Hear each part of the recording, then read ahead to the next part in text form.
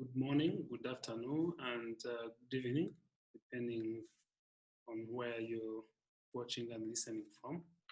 My name's Fidel Rubagumya. I'm going to be presenting uh, this study that was presented during the ASCO 2020 virtual meeting. Uh, it's my privilege to be part of this Best of ASCO Africa for its first time. So today's study is titled Transoral Robotic Surgical Resection, followed by randomization to low or standard dose IMRT in resectable P16 positive locally advanced oropharynx cancer, a trial of the ECOG-ACRIN Cancer Research Group, or otherwise known as E3311. This was presented by Robert Ferris during the ASCO 2020 meeting. As a background, approximately 15,000 new cases of HPV positive oropharynx cancer are diagnosed annually in the US. I believe we don't have any actual numbers of new diagnoses on the continent, but different countries have different numbers based on the local cancer registries. Definitive chemoradiation is highly curative for HPV positive oropharynx cancers, but often leads to late toxicity, as does postoperative chemoradiation. Transoral robotic resection, which was FDA approved in 2009, and risk-adjusted postoperative therapy may achieve comparable cure rates. ECOG-ACRIN E3311 was conducted to study whether transoral resection and reduced postoperative radiotherapy maintains high cure rates while reducing late functional impairment in patients with intermediate risk HPV positive oropharynx cancers. As the population that was included in this study was P16 positive newly diagnosed oropharynx cancer that were amenable to transoral resection, and they were subdivided in two different arms depending on the risk stratifications. Transoral surgery was followed by risk-adjusted postoperative therapy, and the risk status were determined by postoperative pathological parameters, which included extranodal extension or ENE, margin status, the number of positive metastatic nodes. And we had, there were four arms. Arm A, the pathological features that were considered were negative margin more than 3 millimeters, N0 to N1, and no extranodal extension. Arm D considered positive margins or extranodal extension more than 1 millimeter and more than 5 lymph nodes, positive lymph nodes. While Arm B and C, which was considered the intermediate risk, had to be close margins, less than 3 millimeters, 2 to 4 positive lymph nodes, or in Arm C, less than 1 millimeter extranodal extension, or penile invasion and lymphovascular invasion. These were the arms that were part of this study. The intermediate risk patients were further stratified by smoking history, whether less than or more than 10 per year. Important functional correlatives were also considered, for example, the patient-reported outcomes, and they use tools like FACT, head and neck, and MTAT.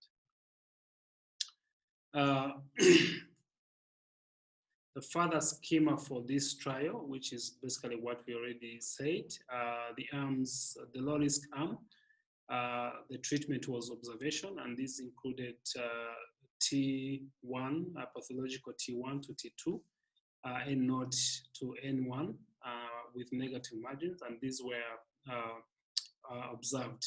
And then B, that is all after transoral resection by any approach, depending on what the surgeons considered appropriate to them, but also acceptable for the study. Arm B and Arm C were the intermediate risk, and the pathological features that were considered, as I said earlier, were close margins, less than 1 millimeter extranodal extension, 2 to 4 metastatic lymph node, and PNI and lymphovascular invasion. Arm C. Arm B got radiation therapy by IMRT, 50 grays in 25 fraction, that is following the transoral resection, while Arm C got 60 grays in 30 fraction.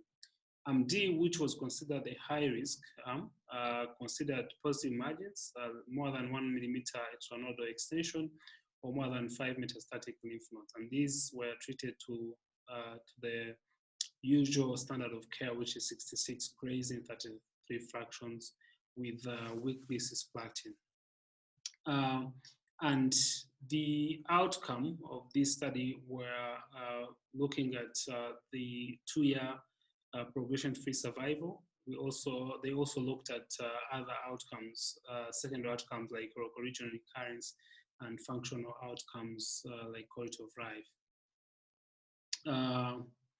So the primary objective, as I said earlier, we're looking at the feasibility of prospective multi-institutional study of transoral resection followed by risk-adjusted therapy, with looking at the overall accrual, surgical quality, and also risk distribution.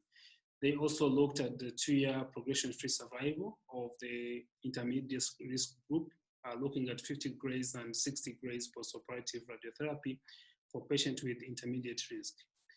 Transoral surgery plus low-dose radiation were considered worthy of further study if the upper limit of the exact 90 binomial confidence interval exceeded 85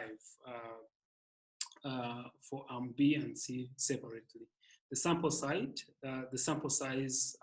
180 evaluable randomized patients with intermediate risk, assuming that 35% patients would be evaluable with intermediate risk. Based on high proportion of evaluable patients with high risk Arm D, which was initially 37%, the total accrual goal was increased from 377 patients to 515, and this was after consensus with the surgeons at different sites. The planned interim analysis for 1-year progression-free survival rates for Arm A, B, and C, as well as surgical quality and risk distribution within the first 89 patients completing surgery.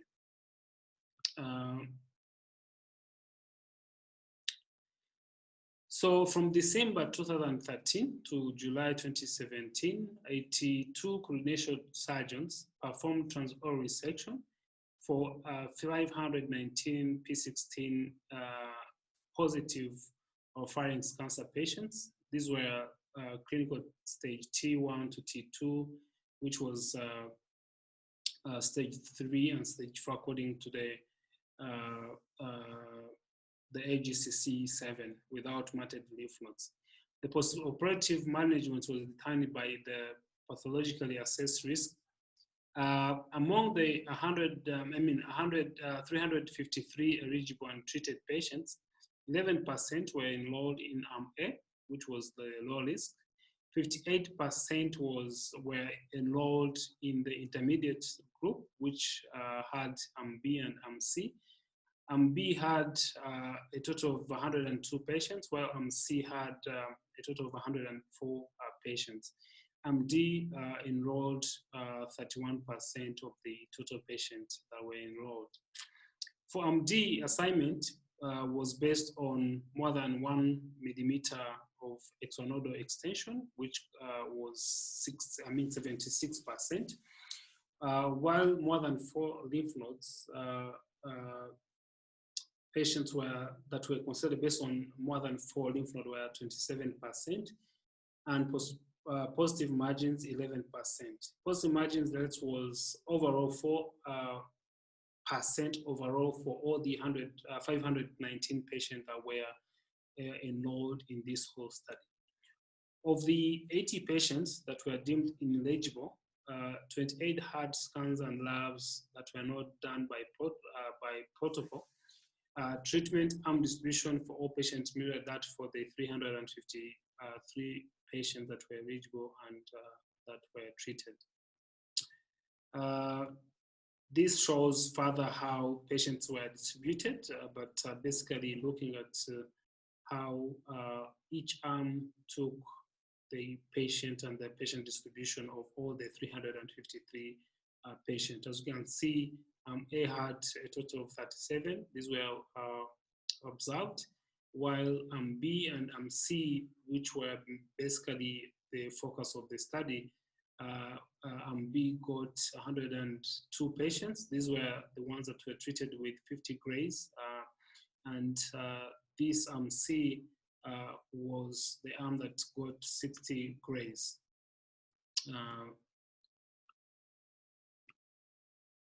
So there were different reasons for ineligibility, and you know, this ranged from scans and lab that were not done within 4 weeks prior to registration, to patients that had already neck surgery prior to the registration to this study. So the current status, the 2-year progression-free survival rate is defined as the proportion of the patient alive and progression-free at 24 months, measured from the date of registration to step 2. As of the February 2020, there were 353 eligible and treated patients. 38 patients had follow-up for less than 24 months by the time this was presented at ASCO, and there were 16 lost to follow-up and other factors, as you can see here on these slides. But the outcome of the study, which I want to focus on, you can see that the 2-year overall survival for all the arms was above 90%. For arm A, it was 93%, 93.9%, with 2 recurrences, 1 local regional failure and 1 distant metastasis. In arm B, the 2-year PFS was 90%, with 4 recurrences, 2 as local regional failure and 2 as distant metastasis. In arm C, it was the PFS, 2-year PFS was 95.9%, with a total recurrence of 4, all of them being distant metastasis. While arm D, that was high risk, the 2-year progression-free survival was 90.5, with a total recurrences of 7, 4 being local regional failure and 3 being distant metastasis. There were 2 treatment-related deaths, one that was surgical and another was in the arm D of the high-risk patient.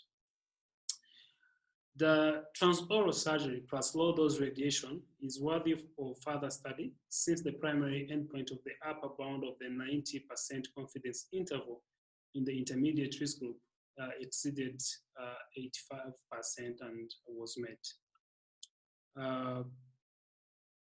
This is the Kaplan-Meier curve with the estimates of the 2-year progression-free survival. As you can see, for arm A, B, and C, there is an overlap. But if you look at the arm D carefully, you will find that there is some divergency at the end, showing that there's a decrease in progression-free survival at 2-year.